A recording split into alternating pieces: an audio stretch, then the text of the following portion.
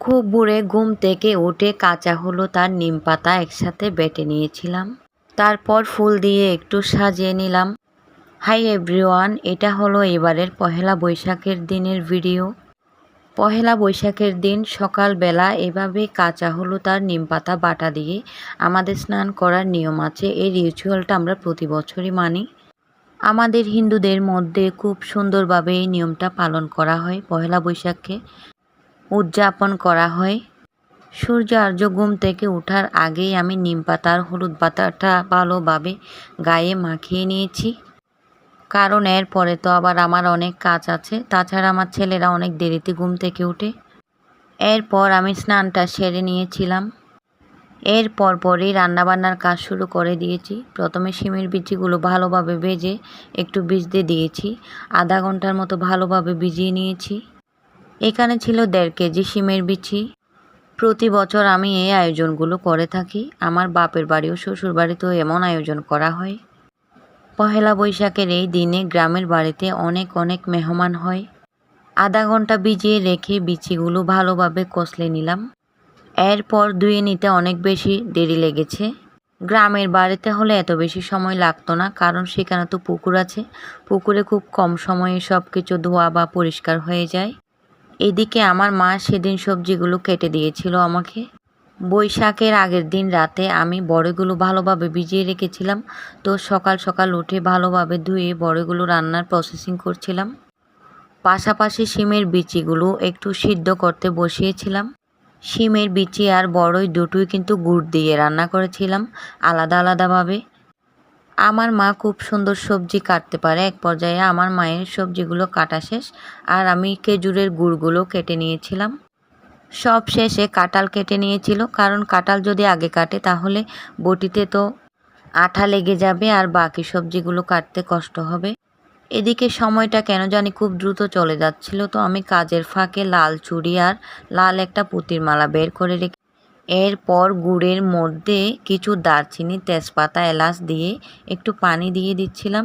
আর এই গুড়গুলো দিয়েই কিন্তু আমি শিমের বিচি রান্না করেছি। অনেক বড় একটা পাতিলে করে সবজি রান্না করছিলাম বলে আমার মা বারবার জিজ্ঞেস করছিল কোনো মেহমান আসবে নাকি। তো উত্তরে আমি বলছিলাম, মা না, এটা আমি সম্পূর্ণ আমাদের নিজেদের জন্যই করছি, পাশাপাশি আমি প্রতিবেশীদের একটু দিব। কারণ আমার প্রতিবেশীরা ছিল মুসলমান, তারা এমন আয়োজন করে না পহেলা বৈশাখে। তো আমি যেহেতু করি, একটু বেশি করেই করি, তাদেরকে সহজাতে দিতে পারি।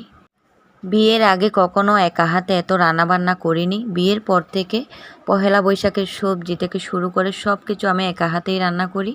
বাড়িতে হলেও আমি রান্না করি, আর এখন বাসায়ও আমি রান্না করছি।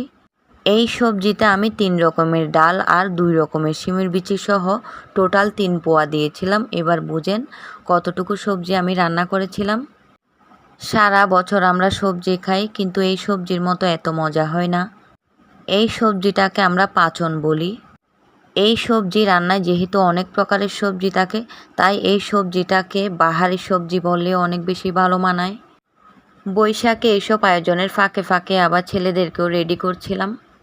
যখন আমার কাজের চাপ বেড়ে গেছে তখনই আমার ছেলেরা ঘুম থেকে উঠেছে। আমি সব সময় চেষ্টা করি ঐতিহ্যকে ধরে রাখার জন্য। বৈশাখে এইসব আয়োজনকে আমি ঐতিহ্য মনে করি। পহেলা বৈশাখের এই দিনে আমি অবশ্য কোথাও যাইনি। সেদিন আমার হাজব্যান্ড বাসায় ছিল না, বাড়িতে ছিল। যদি সে থাকতো হয়তো বিকেলবেলা একটু পার্কে ঘুরতে যেতাম। এই সবজি রান্নায় আমি অল্প পরিমাণে গুঁড়ামরিচ আর বেশি পরিমাণে কাঁচামরিচ ব্যবহার করেছিলাম। খুব ছোটোবেলা থেকে আমি এইসব আয়োজন দেখতে দেখতে বড় হয়েছি।